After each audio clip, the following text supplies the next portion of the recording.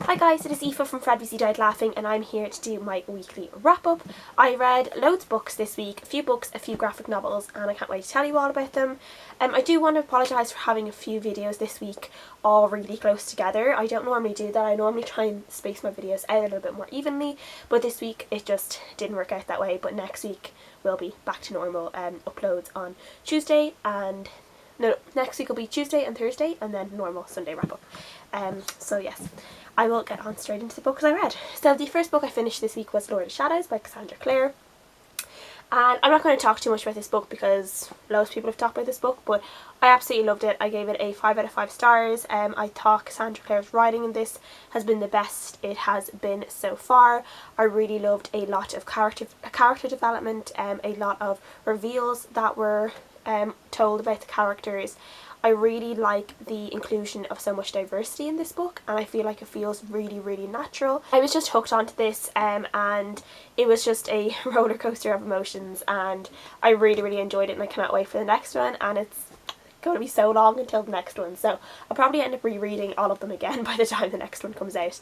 But yes, I really enjoyed this. 5 out of 5 stars. The next book I finished was a buddy read with Karen over at Rather Be Reading, and we read The Light Between Oceans together by M.L. Stedman, and this is a really lovely novel. It is about a couple who live on a lighthouse, and they are having trouble having children. They've suffered some miscarriages and a stillbirth, and then one day this boat washes up on the shore of the little island that the lighthouse is on, and there's a dead man inside the boat and a newborn baby, or a baby that's like only a couple of months old, and the husband, Tom, he feels a little bit like, you know, it's his duty to report anything that happens on the island and around the lighthouse, but his wife, Isabel, obviously falls in love with the baby. She feels that it is kind of a gift from God that this baby has come so close after the stillbirth of their own baby, and they end up taking the baby and pretending it is their baby that Isabel gave birth to, and a few years later they end up finding out about the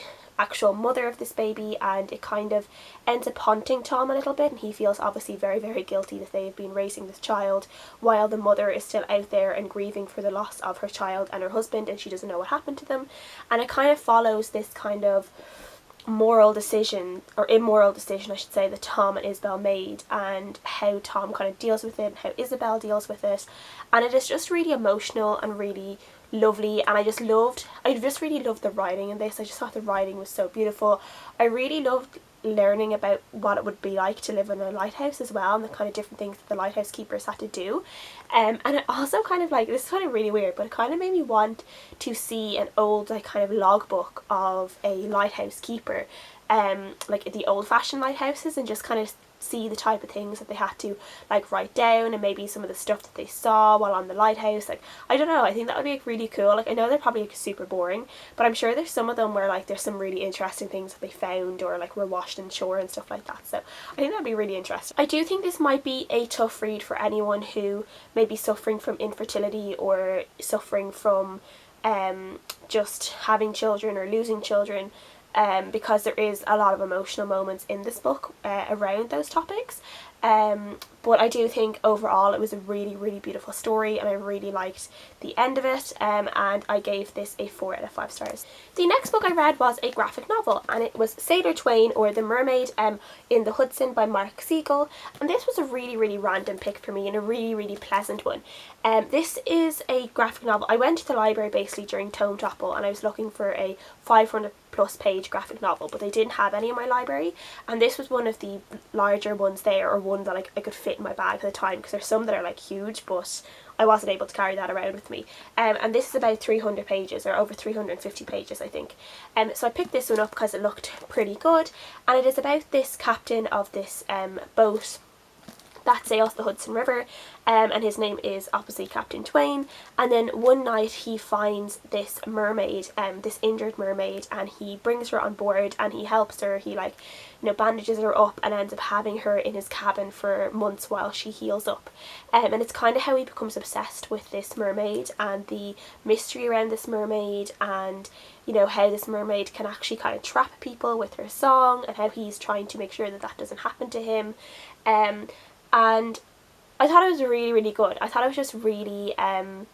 was just a really pleasant surprise, because I didn't really know what to expect of it, because I've never heard of this, though actually a lot of people that I'm friends with on Goodreads have actually read this, but I've never heard of it before. So I really enjoyed it, and I read it all in like one evening. I read it all in one sitting, or like 2 sittings I think in one evening. So I read it really, really quickly, and I really enjoyed it. And I will just try and see if I can see some of the nicer images that are on this. So there is this one, which is a little bit NSFW, but I did think that this was a really, really nice page, a really nice drawing. I like little funny bits in this as well that were lovely. I really like a lot of the drawings of women in this book. I just think they look so beautiful. Like this lady here, I think is stunning. There's this as well. So yeah, I just really, really enjoyed this one, and I gave it a 4.5 out of 5 stars. The ending of it confused me a little bit, and that's why I didn't give it a full 5 stars. And it wasn't like as quiet as maybe complete as I would have liked it to be, but overall I did just really, really enjoy this, so 4.5 stars. The next book I read was a library book, and it's The Possessions by Sara Flannery Murphy. This one is a really interesting book. This is about a girl called Edie, and she works with a place called the Elysium Society. And she works with something called a body, and basically what happens is these people who have lost loved ones come into this this building, and they are assigned a body. So Edie might get a husband who has lost his wife, maybe from cancer or an accident. They don't work with suicides in this place for some reason, but they use with people who died naturally or by accident and stuff like that. And she basically, they take this kind of special kind of drug, and she kind of loses herself, and the spirit of the person who is dead comes into her body. So the person who is related to the dead person can actually converse and kind of be with them again in a way, and can talk to them and reconnect with them and stuff. So it kind of feels like they're not really dead in a way, and these people obviously pay for this service. So that's what Edie is. She is a body, and this is about her meeting a specific man who lost his wife, and how she becomes really, really enthralled with this man, and with the mystery of his wife's death, because she kind of feels like some things aren't adding up, and slowly the kind of this, almost like, I guess, the spirit of the wife Sylvia seems to be affecting Edie more and more, and it's kind of almost like Sylvia is trying to take complete control over Edie's body, and Edie ends up starting to fall in love with the husband as well, and besides all of this, there's like a side plot as well of this woman who was found dead in this abandoned house. Everyone is calling her Hopeful Doe, so there's this kind of murder mystery around it as well, and Edie doesn't know if this is connected to the Elysium Society, if she maybe knows who killed this person or this girl, and there's all this stuff going on in this book. This is really, really interesting, and I like the whole thing of the bodies and the Elysium Society is such a good like idea, and it's really creative, and it's really, really interesting. But I feel like I would have liked to know more of how it worked, because we didn't really find out how it worked, like the history of this, or how people like this thing is just like an accepted part of society. People know about it and people go to it and they think like it's obviously normal, but I would like to know more about it, like how people found out they can do this. Can everyone do this, or is it only a specific type of people that can be bodies? How do they find out these specific kind of plant drug things work to make people be bodies? And yeah, I just would have liked to know more about the history of it all, basically. And I feel like the ending wrapped up a bit too like in a bow for me, I think, because I don't always like things wrapped up in a nice neat little bow. I think I've said that before. There are times that certain stories I do like it, but with this one, I think everything was too fine and dandy at the end. I'm not really sure, like.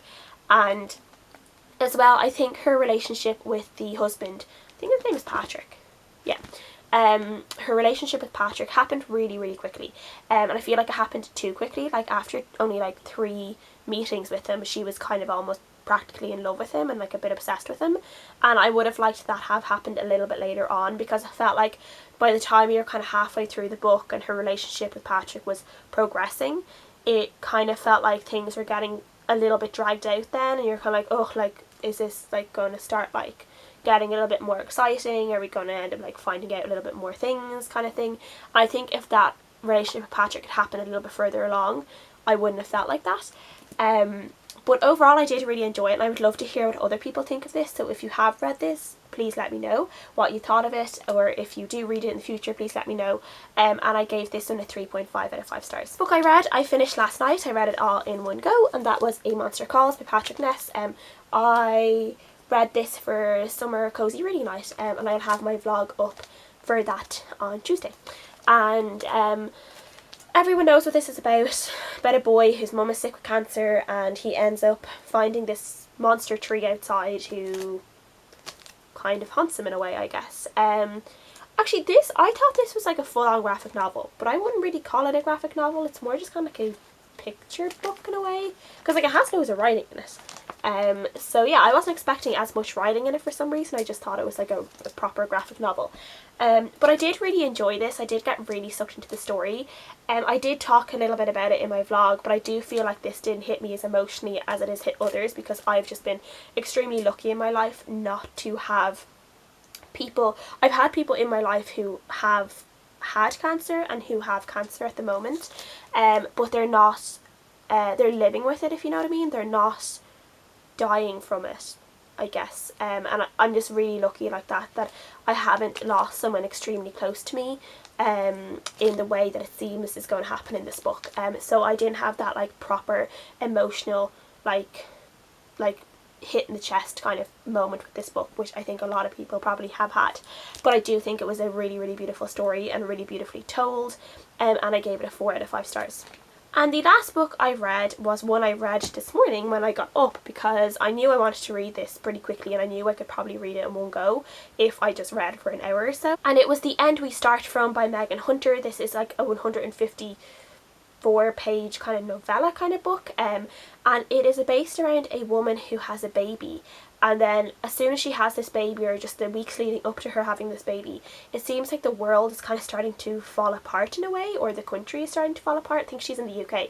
And she ends up having to like go to these like camps with her husband and her baby and trying to survive, and it was weird. I don't really know how I felt about this, because I heard like a lot of really great things about this book, and I think I was a little bit disappointed in it, because there was just some parts of it, like I feel like I wanted to know more about what was actually happening to the world. Like, was it climate change? Was it civil war? I don't really know. Was it both? Because it kind of feels like it could be either or at times.